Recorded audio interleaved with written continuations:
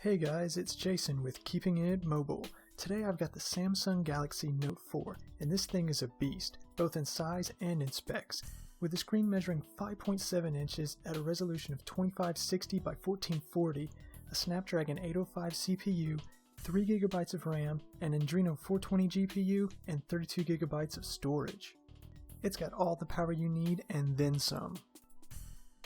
The back is plastic, but with a leather texture, which doesn't really help with the grip. I'd be a lot happier if it had a tacky feel or was rubberized.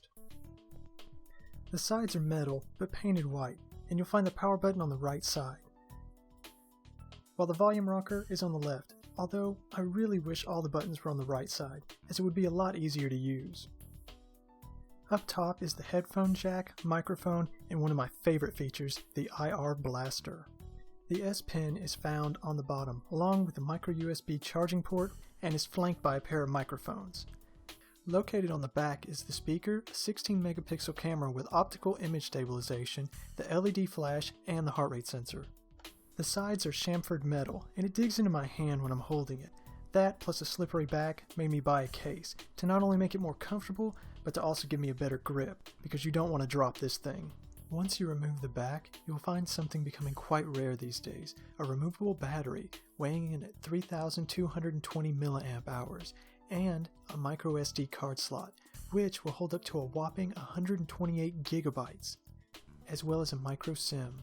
The real star of the show is the 2560 by 1440 resolution Super AMOLED screen, clocking in at 515 pixels per inch and some of the deepest inky blacks that you can ask for. In true Samsung fashion, the colors are oversaturated. It might not be accurate, but it looks fantastic. Since it's running Lollipop, it looks especially good with the colors and material design. Text is so tack sharp and very easy to read, and on a screen as large as this, it's a pleasure to read on. A home button with capacitive buttons on either side is a trademark design from Samsung. Some people love it and some hate it. I personally am a fan of the capacitive buttons. The home button this time doubles as a fingerprint scanner. Unlike the ones in Apple phones and the S6, this one is activated by a swipe and not just by holding your finger there. It's not terribly accurate and is pretty much impossible to do one-handed. Therefore, I find it pretty frustrating and useless in day-to-day use. With this huge screen and all that power, Samsung has quite a bit of extras to help you make the most of this phone.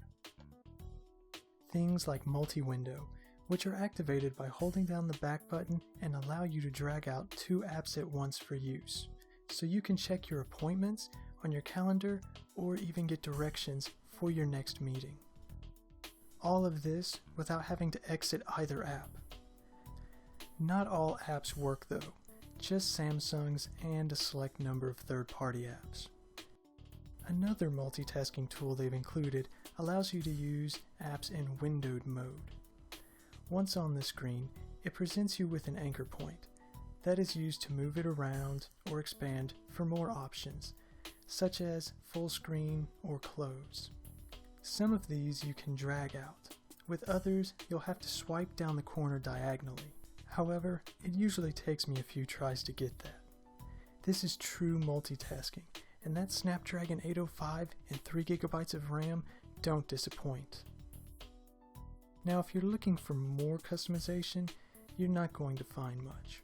All you're going to be able to do is remove apps you don't use from the multitasking window. When you pull out the S Pen, you're presented with the Air Command menu with shortcuts to the S Pen apps.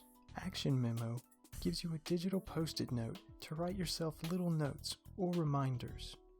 The S Pen also functions like any other stylus, meaning you can tap and navigate around the screen. You can also launch the Air Command menu at any time by using the button on the side of the pen. Something else you can do is use the screen write to snap a screenshot and then draw or make notations on it. After that, you can use the menu at the top to do things like share or save it to your gallery. Image Clip just seems like a sloppy version of Smart Select, so I never used it. Now, with Smart Select, you can draw selections around things you see on the screen, which then can be instantly shared or saved in your scrapbook for later viewing. You can even use the pen to press the capacitive buttons at the bottom. If you're worried about losing the S Pen, there's a setting to alert you when it's not connected. However, in practice, I could rarely get it to work, even when I left it in other rooms for up to half an hour. While wielding this monster with one hand is pretty difficult for most people, Samsung has included a one-handed mode, which can be activated with a quick swipe back and forth on the screen. It really is a quick, handy shortcut, and makes using the phone a lot easier for those times when your other hand might not be free. It even gives you access to the volume keys, and all you do is swipe back and forth again to restore the screen back to normal. Included in the Note 4 are a heart rate sensor, ultraviolet sensor, and even a pedometer function.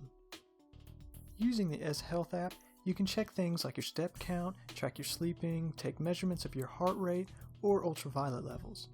You can even keep a track of your water intake. At the top, you'll get a summary for the day.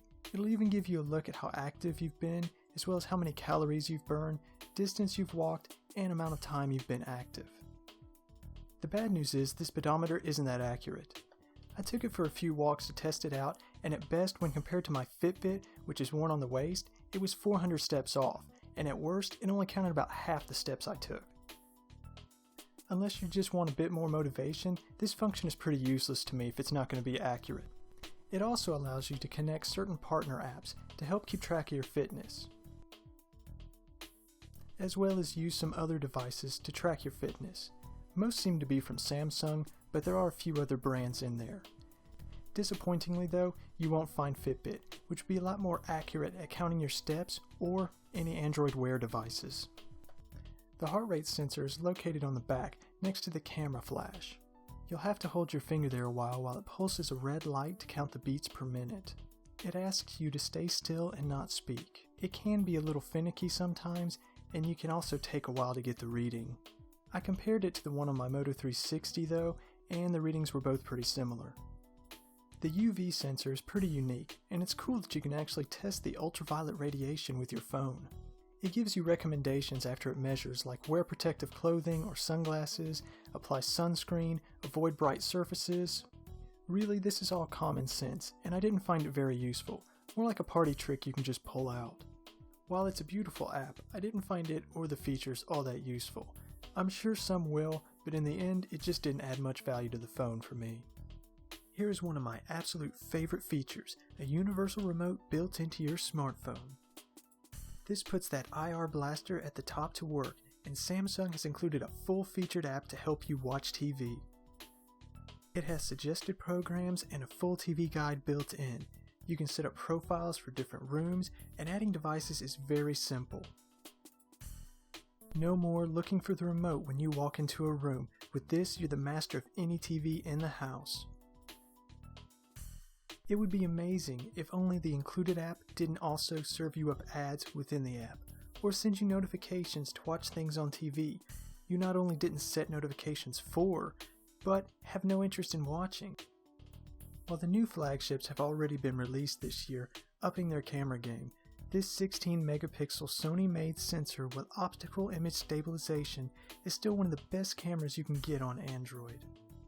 It's a simple camera app and includes live filters, which can be applied to your photos. Dig into the settings though, and you'll find you have even more control, being able to adjust the exposure up or down by 2 stops with a swipe of a finger. You can also change the ISO, the white balance, and even the metering mode. Things you usually find in point-and-shoot cameras, and of course, you'll also find HDR. The photos are bright and vibrant, and the OIS will help a lot with getting rid of camera shake and blurry photos. Samsung likes to add a lot of sharpening to their photos. Sometimes this looks great, while other times you can see artifacts from over-sharpening, especially in the bokeh, where there should be no sharpening. Another thing they like to do is be a bit too aggressive with the noise reduction in lower light photos. This can make them a little blurry and smudgy looking. Overall though, I was very happy with the photos taken, except for the white balance, which is often too yellow when you're indoors. In the modes menu is where you'll find things like rear camera selfie, which uses face detection to take the photo, panorama, selective focus, slow motion, and fast motion video. If that's not enough for you, there's a menu to download even more from Samsung. To keep it from getting too cluttered, there's also a menu where you can disable and rearrange the different modes to your liking. One more trick the Note 4 has up its sleeve is allowing you to use the heart rate sensor on the back as a camera shutter for the front-facing camera, for all those selfies you want to end up taking. The Note 4 is capable of taking 4K video, and I was a bit surprised at how nicely it looks. It's pretty sharp, and the colors are saturated and beautiful. In some situations, I found it sharpened too much, and the video quality suffered because of that. However, the majority of the time it looked really good. The footage here has been downsampled to 1080p to match the rest of the video. But I'll upload the full 4K footage and link it below in case you're curious about the quality. Be warned though, you're limited to 5 minutes per clip, and one time I even had it give me an error at a little over 3 minutes and shut down due to overheating. It wouldn't allow me to take any more videos for a while after that, but I could still take photos. Shooting in 4K removes some of the extra features, such as HDR and video stabilization. Both are available in 1080p, but you cannot use both at once, only one or the other. While it has a slow motion mode, it is limited to 720p, and the quality is a little lacking, but it sure is fun to watch. With a huge 5.7-inch screen and a Quad HD resolution, you'd expect the battery life on the Note 4 to be pretty short, but you'd be wrong. The battery life is quite stellar on this gigantic phone, with its huge 3220 mAh battery. I always got close to 4 hours and sometimes even 5 hours screen on time with a day's use. The one downside is it takes forever to charge it up, but good news is it supports quick charging and can reach a full charge in under 90 minutes. I found it was close to around 75 or 80 minutes myself, otherwise plan on charging it up overnight. Samsung always loads up the Note series with the best parts and everything but the kitchen sink. Some you want, some you love, and some that is just useless. However, it's got something to please everyone. Some might find it too big, and others think that's the best part of it. Even though it's not the newest phone around, it's still got more than enough power, a high-resolution screen, amazing camera, and battery life. You can't ask for much more from a phone, and even though the Note 5 is on the horizon, this phone still has plenty of life left in it, and will for quite some time. As the price drops over time, it only sweetens the deal, so keep an eye out and snag this one if you can at a bargain.